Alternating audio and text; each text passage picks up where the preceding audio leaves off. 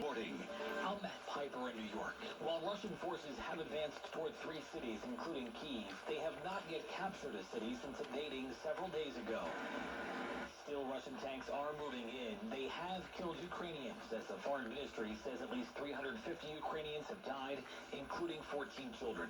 It is the reason why many are running for the exits, as correspondent Christina Ruffini reports from nearby Poland. We've seen a lot of young Ukrainian men coming from all over places in Europe. I was told there was one guy from Spain. I was told there were people from France.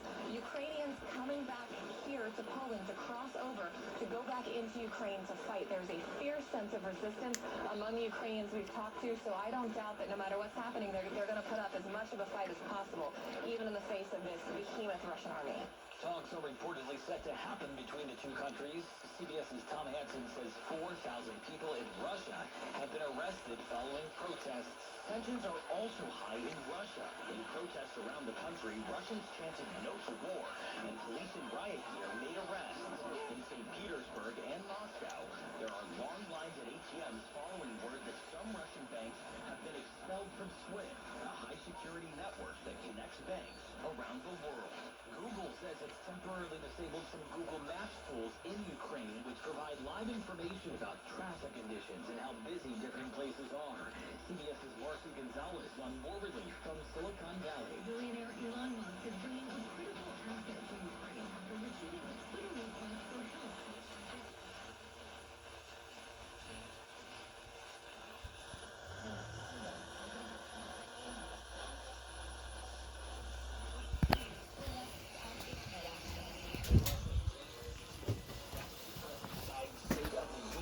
Tuesday, correspondent Ed O'Keefe has a preview. His chief of staff said that, unlike most State of the Union addresses, this one's likely going to focus a bit more on national security and foreign policy, given the situation in Ukraine. But also expect to hear him talk about his passage of historic infrastructure and economic recovery legislation, that he'll probably call on the Senate to quickly confirm his Supreme Court nominee, and he's likely going to try setting the tone for Democrats as they prepare to run for re-election later this year.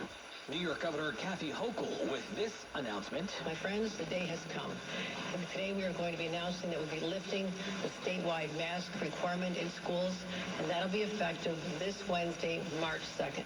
She says statewide, though, counties and cities can keep their own mandates in place. This is CBS News.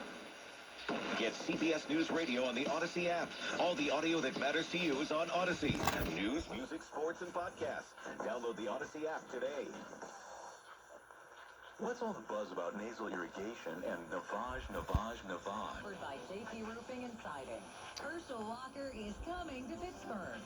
Join St. Barnabas Charities as they honor legendary athlete, business owner, and author Herschel Walker at a Founders Day celebration Thursday, April 28th. Tickets are going fast. Proceeds benefit the St. Barnabas Free Care Fund. Buy tickets online at stbarnabascharities.com or call 724-625-3770.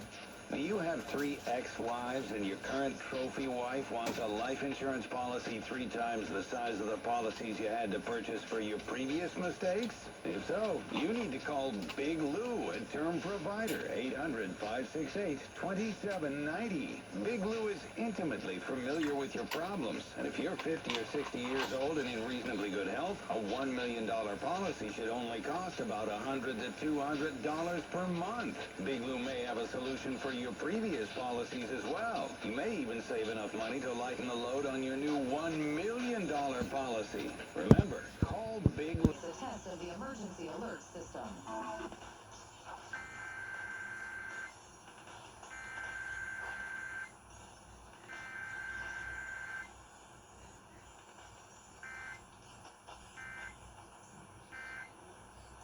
This station is testing its emergency alert system equipment. The EAS will provide timely emergency warnings.